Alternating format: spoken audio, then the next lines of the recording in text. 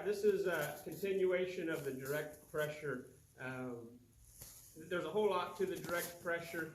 I'm just touching on a small part.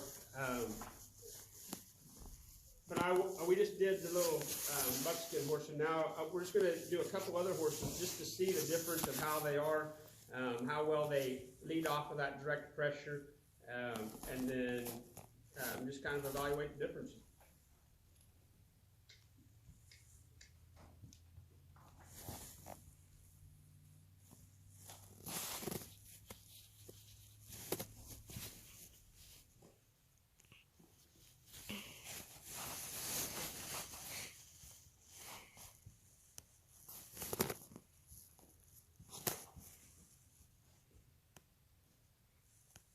So this one here actually is a little bit better about feeling this pressure and just going with it.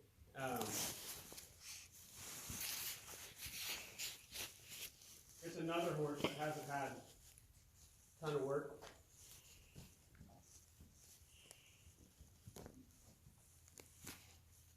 But it's pretty soft about the direct pressure. They've all got room for improvement, and working this horse and working the other one, I can see what needs to change. But let's just evaluate a couple things like we did on the other horse.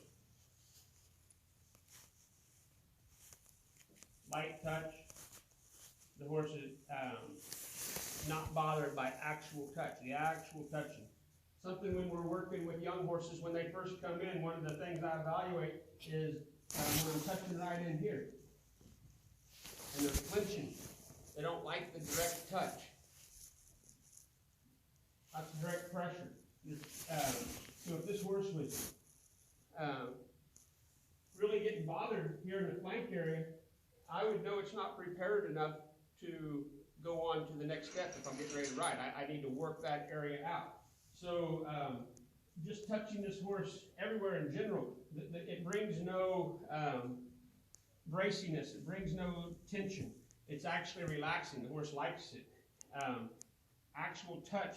I mean, the horse just, it makes it enjoy it. Picking up its feet.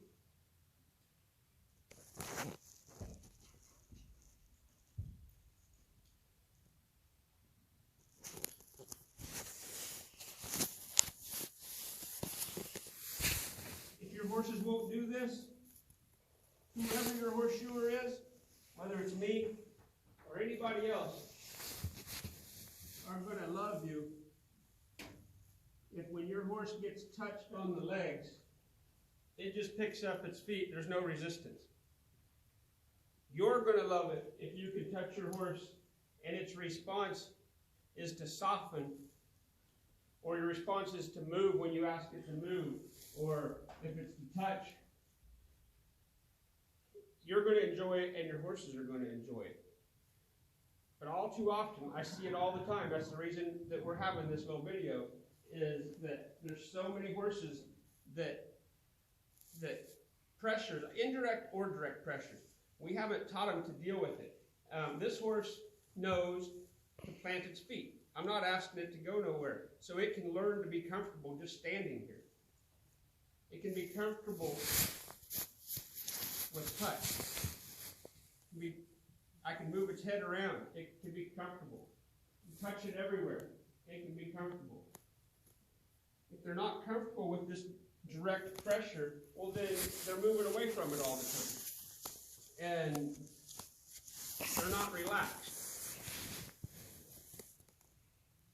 Part of what was bringing on to this video was that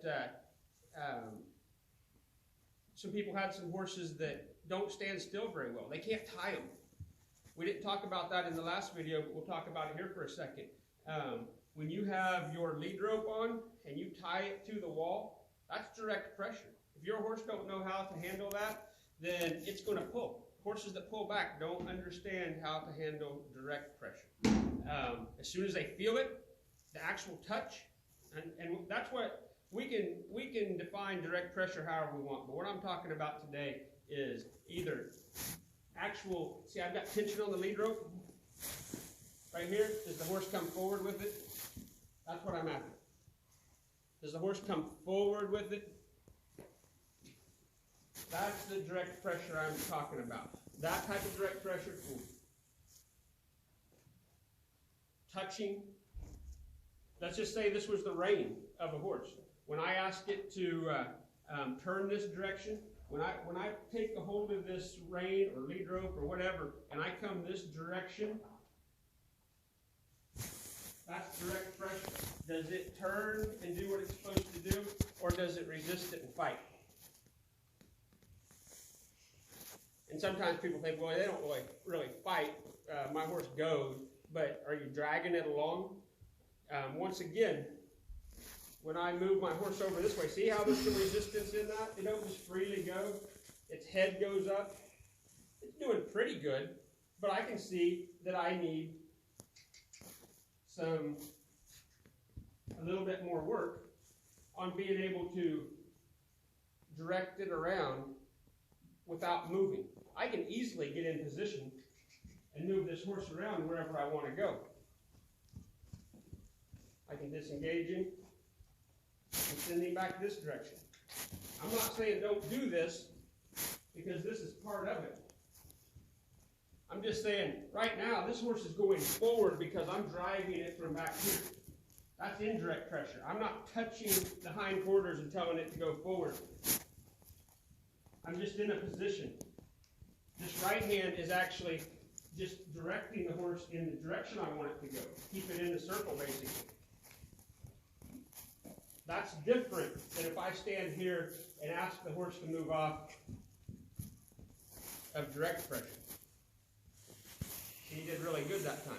We need a combination of it, because when the horse understands and realizes that the direct pressure is not something to brace against, it's something to either relax with, depending on what we're asking, or give to softly, like with the feet, or drop the head, or when it feels.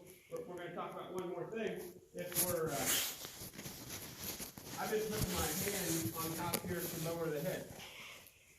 Well, that's a form of direct pressure, but let's just say just the lead rope alone. When it feels me put the pressure on the lead rope, can I get it to drop its head? That's direct pressure. When you take the slack out of your rein, do you want your horse to push and brace on it, or do you want it to be relaxed and give to it? That's what I'm talking about here. And we could go a million different routes, and we could veer off to a lot of different topics. But that's kind of the gist of it today. Is